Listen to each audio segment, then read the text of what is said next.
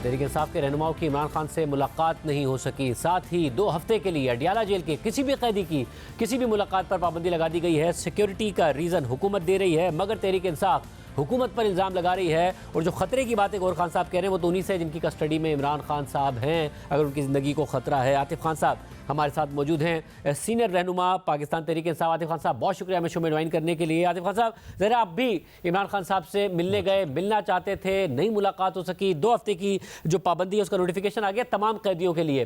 Punjab government का मौक़िफ़ है कि जी जेन्युइन सिक्योरिटी थ्रेट है, हमें बहुत सारे कॉम्बिंग ऑपरेशन ये सब करने हैं। कुछ दहशतगर्द भी पकड़े गए थे, उनका अडियाला में ही कार्रवाई का था। कोई specific Imran Khan specific threat नहीं है उनका कहना है, मगर थ्रेट है, इसी के लिए किया गया। ये आपका मौक़िफ़?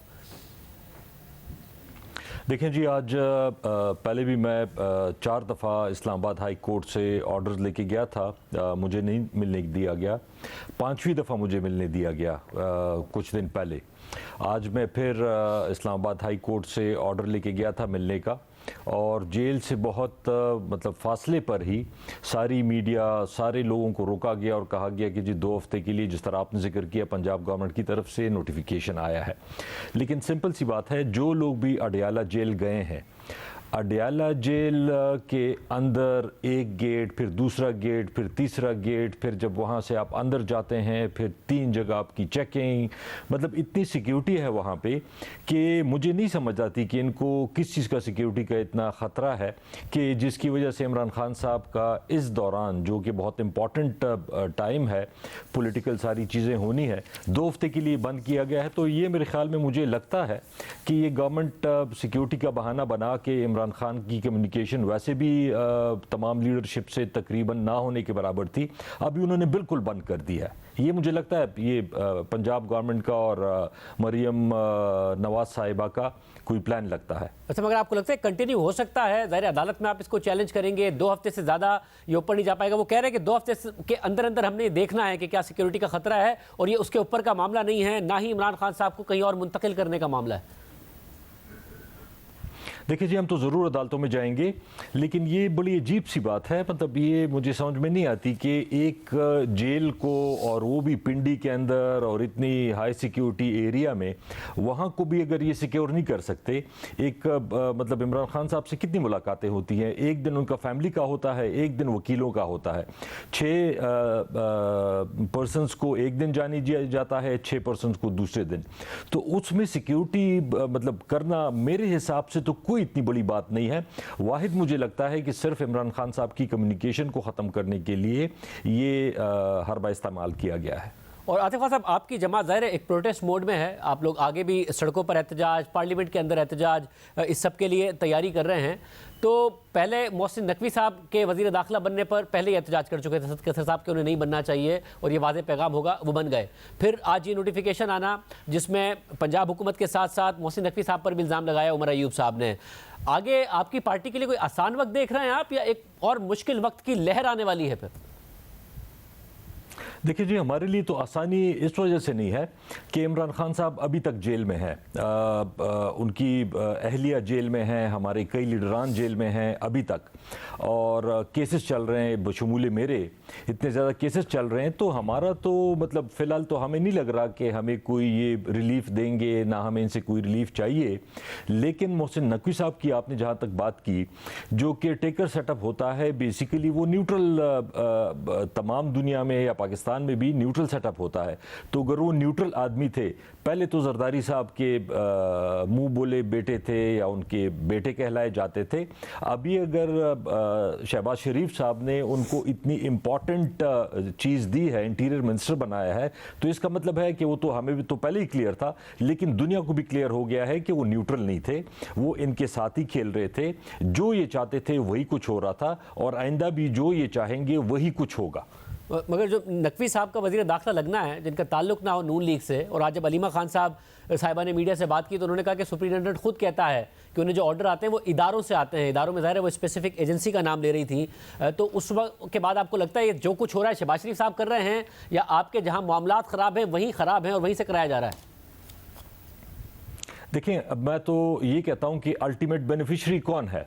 अल्टीमेट बेनिफिशरी इस सारे इलेक्शन के सिलसिले में जो कुछ हमारे साथ हुआ, मतलब कुछ लोग कंपैरिजन भी करते हैं 18 का और ये 24 का, लेकिन मैं तो सर से उसको ही नहीं मानता। मतलब आप खुद माशाल्लाह से हर एक चीज़ को देखते हैं। अगर 2018 में 10% गलती हुई, यहाँ पे 110% गलतियाँ हुई, और इस सारी चीज़ के बेनिफिशरी कौन है? जरदारी साहब सदर बन गए हैं, शहबाज शरीफ साहब वज़ीर आज़म बन गए हैं, नकवी साहब इंटीरियर मिनिस्टर बन गए हैं, इसी तरह सारा सेटअप इनका आया है। तो अल्टीमेट बेनिफिशरी तो यही है। और आवाम की जो नफ़रत है या आवाम का जो गुस्सा है वो अल्टीमेटली इन्हीं की तरफ गया भी है और मज़ीद भी इन्हीं की तरफ जाएगा।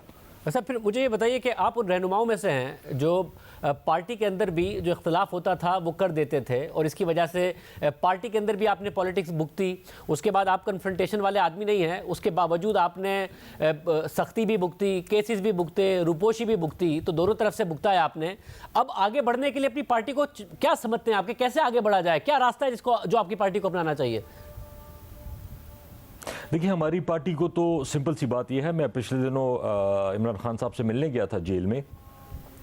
माशाल्लाह वो अच्छे स्पिरिट में हैं और वही बातें जो पहले करते थे कि मुकाबला करना है इनका, ये माफियाज हैं और ये सिर्फ दो ख़ानदान हैं उन्हीं की, मतलब वही बातें जो पहले करते आ रहे थे।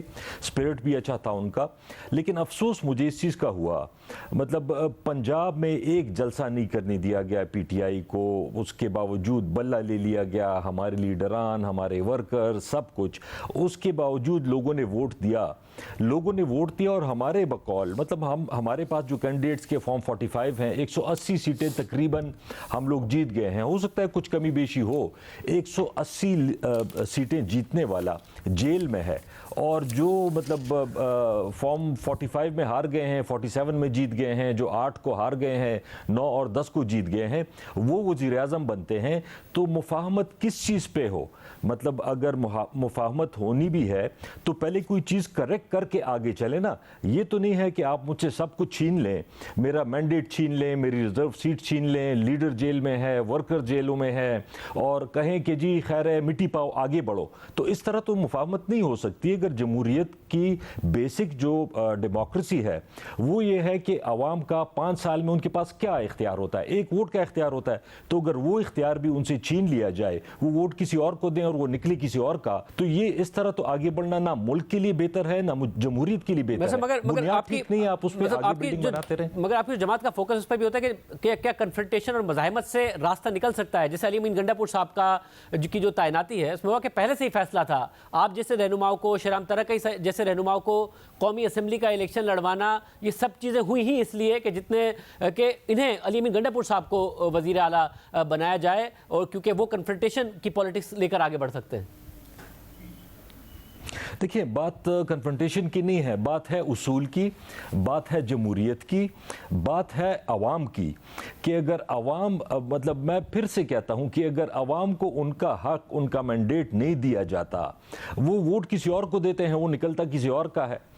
जमहूरियत तो अवाम अपनी हुकूमत करती है अपने चुने हुए नुमाइंदों के ज़रिए। मैं नेशनल असम्बली में लोगों के चेहरे देखता हूँ जो कि नून लीग वाले हैं, जो जीत के आए हैं, बकौल उनके अल्लाह के नामों के नीचे कायद-ए-आज़म की तस्वीर सामने लगी हुई है। उनको पता है कि वो हारे हुए हैं। 1,30,000 को 30,000 बनाना, 30,000 को 1,30,000 बनाना, तो इसमें हम क्या कर सकते हैं? अगर हम कहें कि जी खैर है, बस इसी तरह आगे चलता रहे, तो फिर इसी तरह चलता रहेगा। फिर जमहूरियत कहाँ की है? फिर इस तरह आगे ना चले, उसके लिए आपको लगता है यही जो रास्ता है, इसी रास्ते से आप रोक सकते हैं? क्योंकि 2018 के बाद वो लोग भी निकले थे, आपको नहीं रोक पाए थे, जब तक कि 2022 में मामला कुछ और नहीं हुए। फिर पार्लियामेंट के जरिए उन्होंने रास्ता निकाला, आपके इत्तेहादी आपको छोड़ कर गए। इस वक्त एक ही इत्तेहादी अगर निकल जाए, वो पीपल्स पार्टी है, तो ये हुकूमत धड़ाम से गिर जाती है। मगर आप तो उनके भी खिलाफ हैं। अली अमीन गंडापुर साहब जरदारी साहब की भी ओथ टेकिंग में नहीं गए, अगर वो शहबाज शरीफ साहब की में भी नहीं गए, तो रास्ता कैसे निकलेगा इस सब में? देखिए, रास्ता तो यही है कि अगर कोई सीरियस एफर्ट हो कि मैं ये कहता हूँ कि अगर 10 हल्के ले लें जिन पे उनको एतराज़ है कि हमने धांधली की है, और 10 हल्के हम उनको बता दें कि जी इस पे धांधली हुई है, उसका फोरेंसिक कराया जाए, फॉर्म 45 निकाले जाएं, फॉर्म 47 निकाले जाएं, रिज़र्व सीटें, मतलब ये कहाँ की जमहूरियत है कि एक पार्टी जनरल सीट्स में 7 सीटें जीती हैं और रिज़र्व सीटें आप उनको 8 दे दी हैं। तो मतलब जब तक ये चीज़ें ठीक नहीं होती और इस पे कोई सीरियस एफर्ट नहीं होती, सिर्फ तकरीर में आके शहबाज शरीफ साहब नेशनल असेंबली में कहते हैं कि जी मफाहमत होनी है, मफाहमत हम चाहते हैं, अगले दिन पीटीआई वाले एहतजाज करते हैं, पुरअमन एहतजाज करते हैं, उन सारों को मारा जाता है, पकड़ा जाता है, उनको जेलों में डाला जाता है। तो ये तो सीरियस नहीं है, ये तो सिर्फ यही कह रहे हैं कि जी बस हम चलते रहें और यही हमारी जो 2 फैमिलीज की हमारी जो माफिया है यही सिस्टम चलता रहे। तो इस तरह तो सिस्टम नहीं चलेगा ना, मतलब मजीद अवाम तैयार है इस सिस्टम को चलने के लिए। क्या आप अभी भी सही आइडेंटिफाई कर रहे हैं कि प्रॉब्लम क्या है, जब आप बार बार कहते हैं ये 2 जमातें माफिया हैं, 2 जमातें माफिया हैं? सर 2018 में ये रिसीविंग एंड पर थे। जून 2019 की खबर है कि नवाज शरीफ साहब के साथ जेल में मुलाकात पर महकमा दाखिला पंजाब ने कारकुनों पे और रहनुमाओं पे पाबंदी लगा दी है, क्योंकि जब रहनुमा मिलकर निकलते हैं तो वो तकारीर करते हैं और उससे इश्तियाल फैलने का अंदेशा है, इसलिए पाबंदी लगा दी है। 4 साल फॉरवर्ड अडियाला जेल में सबके मिलने पर पाबंदी लगा दी है सारे कैदियों से, क्योंकि किसी दहशतगर्दी का खतरा है।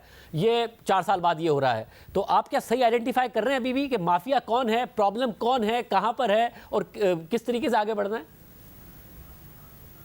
देखिए सिंपल सी बात है, माफिया भी या जो भी इदारे हैं, जो भी सिस्टम है, सबको अगर सिर्फ इस बात पे मुतफिक हो जाएं कि आवाम का हक उनको मिले, मैंडेट उनको मिले और जो जिस आईनी इदारे का काम है वो वही करता रहे, तो मुश्किलात सारी ख़त्म हो जाएंगी।